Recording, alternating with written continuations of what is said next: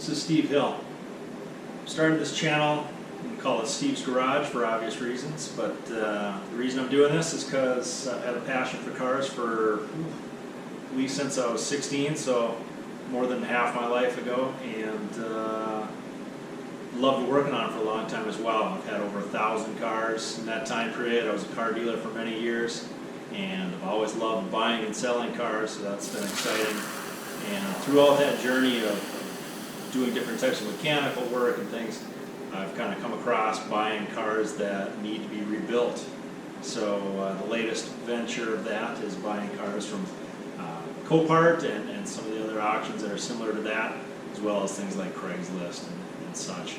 But if you wouldn't mind, if you want to follow me on my journey of repairing some of the cars I buy, and I'll try to give some detail on where I got them, approximately what I paid for them, and what it costs to go through this and some of the work involved, and what comes out on the other side of it.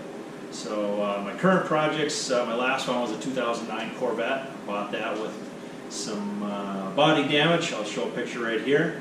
So it was damaged across the one side, so that repair was simply replacing the body panels, doing some straightening, and then I also done a little bit of painting before this, but that was my first foray into painting without any help from outside sources, and it turned out pretty good, so I was happy with it. Of course, I learned some things each time you paint or do anything. You learn a little bit more and get better at it. So I'm going to be doing the same thing with this car here.